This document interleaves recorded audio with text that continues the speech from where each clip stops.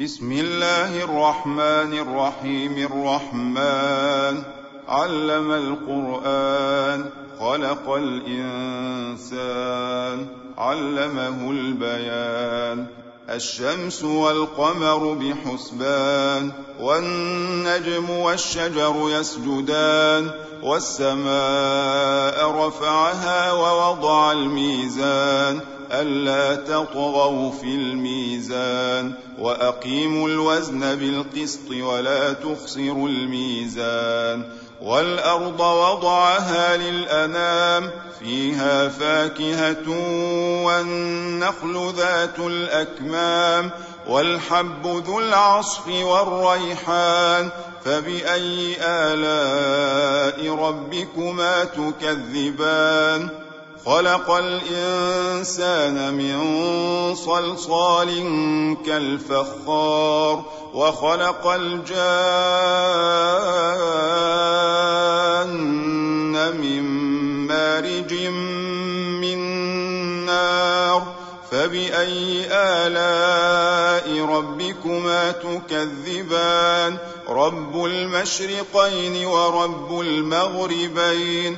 فبأي آلاء ربكما تكذبان؟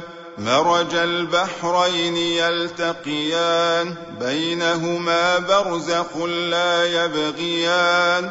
فبأي آلاء ربكما تكذبان؟ يخرج منهما اللؤلؤ والمرجان. فبأي آلاء ربكما تكذبان؟ وله الجوار المنشآت في البحر كالأعلام. فبأي آلاء ربكما تكذبان؟ كل من عليها فان، ويبقى وجه ربك ذو الجلال والإكرام. فبأي آلاء ربكما تكذبان؟ يسأله من في السماوات والأرض، كل يوم هو في شأن. فبأي آلاء ربكما تكذبان؟ سنفرغ لكم أيها الثقلان. فبأي آلاء ربكما تكذبان؟ يا معشر الجن والإنس إن استطعتم أن تنفذوا من أقطار السماوات والأرض فانفذوا، لا تنفذون إلا بسلطان. فبأي آلاء ربكما تكذبان؟ يرسل عليكما شواظ من نار ونحاس فلا تنتصران. فبأي آلاء ربكما تكذبان؟ فإذا انشقت السماء فكانت وردة كالدهان. فبأي آلاء ربكما تكذبان؟ فيومئذ لا يسأل عن ذنبه إنس ولا جان. فبأي آلاء ربكما تكذبان؟ يعرف المجرمون بسيماهم فيؤخذ بالنواصي والأقدام.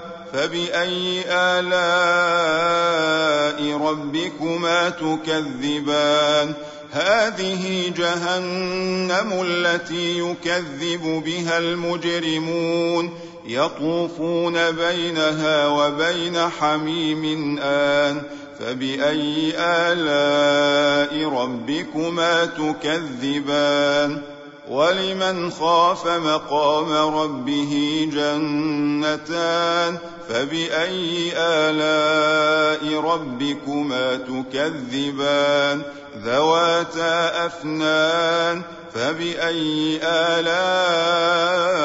ربكما تكذبان فيهما عينان تجريان فبأي آلاء ربكما تكذبان فيهما من كل فاكهة زوجان فبأي آلاء ربكما تكذبان متكئين على فرش بطائنها من استبرق وجنى الجنتين دان فبأي آلاء ربكما تكذبان فيهن قاصرات الطرف لم يطمثهن إنس قبلهم ولا جان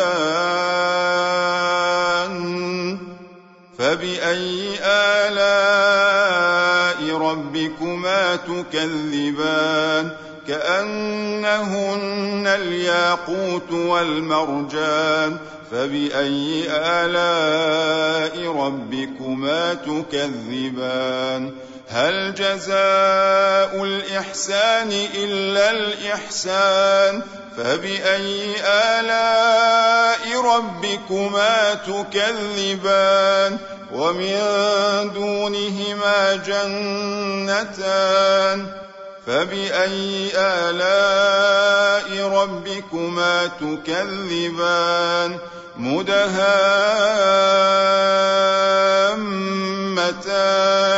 فبأي آلاء ربكما تكذبان فيهما عينان نضاختان فبأي آلاء ربكما تكذبان فيهما فاكهة ونخل ورمان فبأي آلاء ربكما تكذبان فيهن خيرات حسان فبأي آلاء ربكما تكذبان حور مقصورات في الخيام فبأي آلاء ربكما تكذبان لم يطمثهن إنس قبلهم ولا جان فبأي آلاء ربكما تكذبان متكئين على رفرف خضر وعبقري حسان فبأي آلاء ربكما تكذبان تبارك اسم ربك ذي الجلال والإكرام